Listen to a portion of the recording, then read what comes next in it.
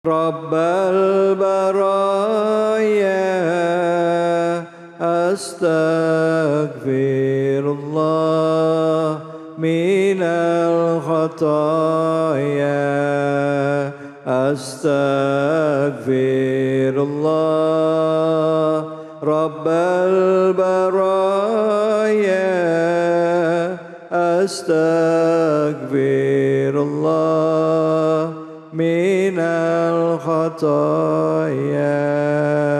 Sallu ala Nabi Muhammad. Bismillahirrahmanirrahim. Kita melanjutkan yang belum tuntas tadi. Rasulullah Shallallahu Alaihi Wasallam bersabda, kalau kita ingin imannya naik terus, yang pertama man ahabba lillah, dia yang mampu mencintai sesuatu karena Allah Subhanahu. Yang kedua wa abghadha lillah, marahnya karena Allah.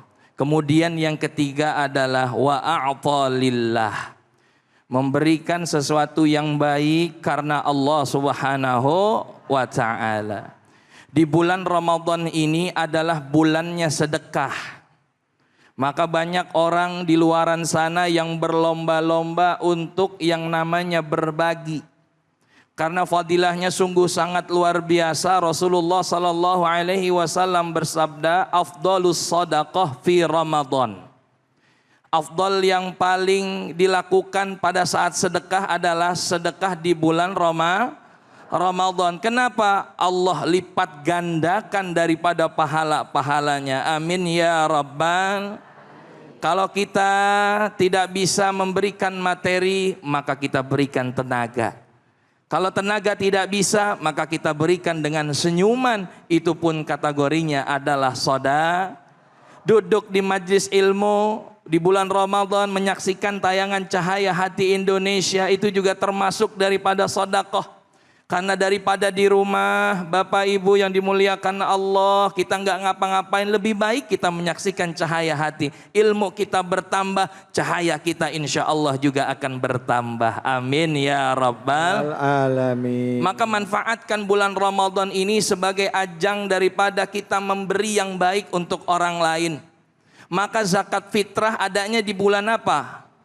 Di bulan Ramadan. Kenapa? Sebagai latihan buat kita minimal dalam setahun itu orang mampu berbagi kepada orang lain.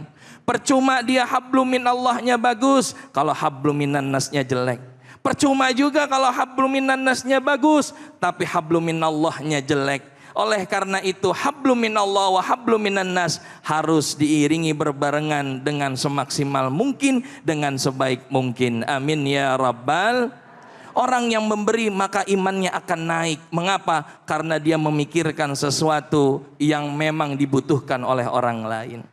Kemudian yang keempat, wa mana'alillah, yaitu orang yang senantiasa mencegah, melarang, menasehati orang lain karena Allah Subhanahu wa ta'ala. Orang yang seperti ini imannya akan Masya Allah sempurna. Kenapa? Karena dia menasehati bukan karena kepentingan pribadi, bukan karena kepentingan kelompok. Punten, mohon maaf saudara, karena di zaman sekarang banyak orang bersilaturahim hanya dengan kelompoknya sendiri. Yang kunut sama yang kunut, yang gak kunut sama yang gak kunut. Ada yang begitu? Ada. Yang terawihnya 2-3, wow ngerasa paling baik. Wow saya 2-3, pahalanya banyakan. Kata yang 11 rakaat, wow ente 2-3, bid'ah neraka. Wa ilaha illallah. Yang 11 juga begitu bu. Dibilangin apa? Ente yang neraka, ente yang bid'ah. Wow main bid'ah-bid'ahan. Main neraka-nerakaan. Kira-kira bagus apa enggak? Kata temennya yang di samping yang kagak taraweh, alhamdulillah saya kagak taraweh. Jadinya kagak dimasukin neraka kan begitu. Padahal dia tambah parah karena kagak taraweh. Jangan begitu. Iya. Coba lihat hadis yang 11 rakaat itu diriwayatkan oleh Bunda Aisyah radhiyallahu anha.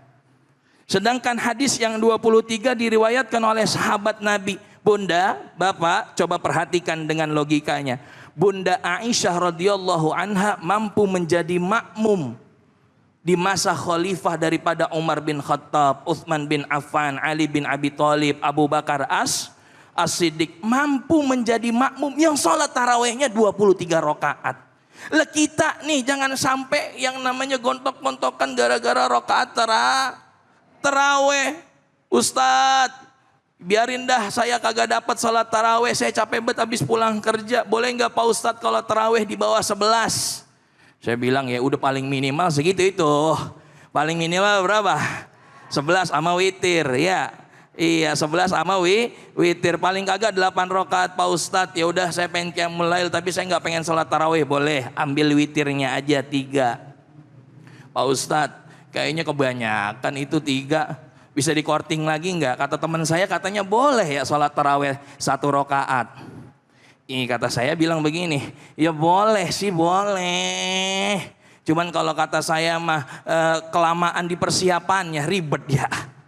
Bo, belum ngambil sarungnya, belum nyocokin bajunya, belum nyapuin kalau kotor, gelar sejadahnya, ambil wuduknya, nyiapin mukenahnya. Begitu sholat cuma atu.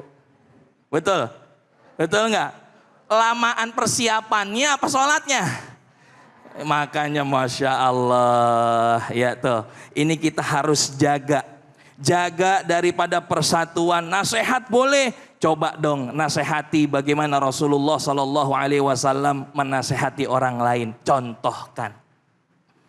Nabi pernah mencontohkan kepada orang yang memang nyinyir pada saat Nabi menyuruh azan pertama.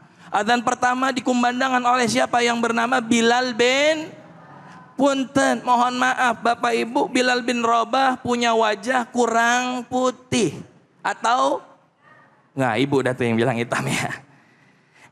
Ternyata ada sahabat yang nyinyir. Itu katanya nggak ada yang lebih bagus katanya daripada gagak hitam yang ngumandangin hajan. Jadi Bilal bin Rabah dibilang apa?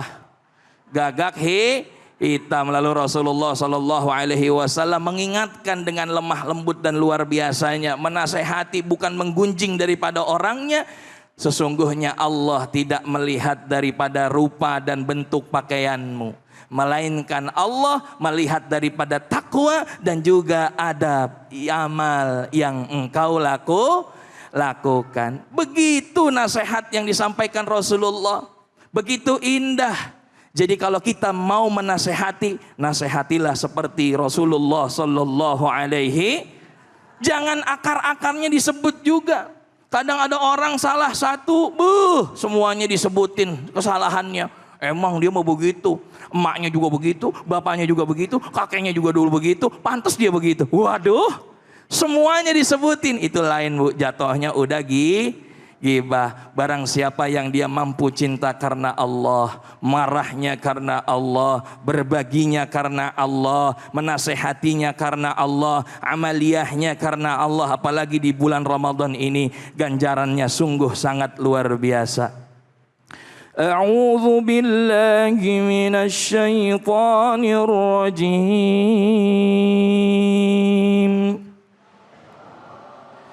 ليجزي الذين آمنوا وعملوا الصالحات أولئك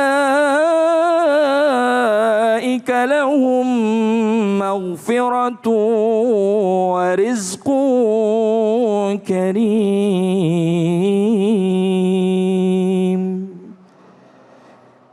Balasan bagi orang-orang yang beramal soleh, yang pertama mendapatkan ampunan Allah, yang kedua mendapatkan rizki dan kemuliaan dari Allah Subhanahu.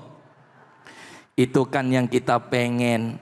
Makanya kita di bulan Ramadan kalau habis tarawih, Allahumma innaka afuwun karim tuhibbul afwa fa'fu anna ya Karim. Tadi ayat 1-2 di surah Saba, Allah udah nunjukin kebesarannya yang sungguh sangat luar biasa. Kalimatnya beda, yang kita kenal biasanya wa huwal ghafurur rahim, tapi ini dibalik wa huwar rahimul ghafur. Dibalik ada apa? Ternyata ulama mengatakan Allah itu memberikan rahmat kasih sayangnya dulu.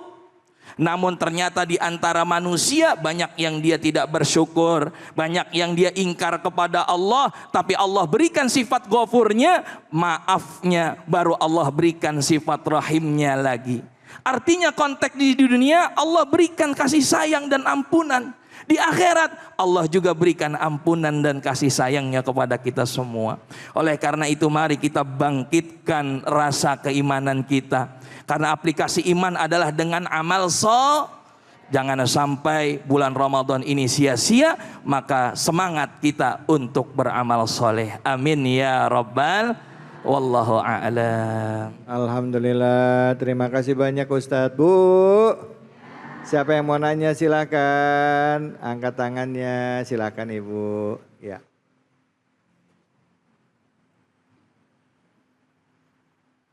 Assalamualaikum warahmatullahi wabarakatuh. Waalaikumsalam warahmatullahi wabarakatuh. Saya Ibu Mifroh dari Majelis Taklim Darus Sakinah.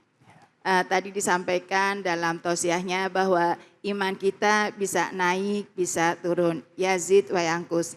Nah, yang menjadi pertanyaan saya, bagaimana caranya agar amal kita bisa tetap istiqomah? Terima kasih. Assalamualaikum warahmatullahi wabarakatuh. Waalaikumsalam. Silakan Ustadz. Baik, Masya Allah. Ini Ibu Ifroh ya. Mifroh, Masya Allah. Mudah-mudahan Ibu selalu diberikan kesenangan dan kegembiraan. Amin ya Rabbal Alamin. Ini pertanyaannya bagus ya dari Bunda. Bagaimana cara kita untuk senantiasa istiqomah ya di jalan Allah Subhanahu wa ta'ala. Caranya yang pertama Bunda, ini ada menurut Al-Imam Sya'rani dalam kitab Irsyadut Talibin. Beliau mengatakan bahwa salah satunya adalah dengan muamalatul jinan bima idatir rahman. Apa itu? Tahu Bu artinya? Enggak. Ya, artinya adalah kita membiasakan memberi makan ruhaniyah kita dengan maidatur rahman.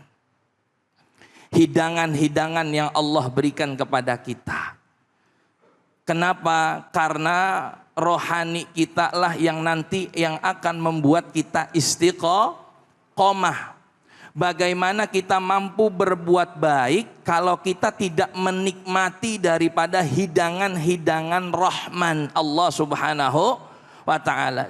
Sebagai contoh, bagaimana kita mampu merasakan kenikmatan daripada membaca Al-Quran kalau kita nggak baca Al-Quran. Kalau kita tidak membaca daripada arti Al-Qurannya. Kita mungkin mendapatkan pahala daripada membaca Al-Quran. Akan tetapi kita belum tentu mengerti apa yang kita baca daripada Al-Quran. Oleh karena itu ruhaniyah kita itu butuh. Maka biasakanlah kita ya menyiapkan badan kita, ruhaniyah kita dengan maidatur rahman. Yang kedua adalah bita'dibil imsak. Yaitu menahan dan juga mendidik daripada hawa nafsu. Karena nafsu itu disebut an-nafsu katifl. Nafsu itu seperti anak kecil, seperti bayi. Bayi kalau tidak disapih Bapak Ibu, itu sampai tua dia akan nyusu. Karena konsep nafsu itu harus diikuti, nggak boleh enggak. Itu nafsu yang membuat kita biasanya tidak istiqomah adalah tadi nafsu. Yang terakhir adalah nailut taqwa. Nanti endingnya kita akan mendapatkan takwa. Dan ini butuh yang namanya mujahadah. Apa itu mujahadah? Yang namanya kita berjihad, berusaha dan penuh proses. Orang nggak mungkin ya dia istiqomah terus-terusan kalau dia tidak berusaha di dalam dirinya. Maka kita perlu mujahadah. Mudah-mudahan kita diberikan keistiqomahan oleh Allah Subhanahu wa ta'ala. Amin ya Rabbal Alamin. Alhamdulillah, terima kasih banyak Ustadz. Bu, jangan kemana-mana. Kita akan kembali lagi setelah yang berikut ini, tetap di Cahaya Hati Indonesia.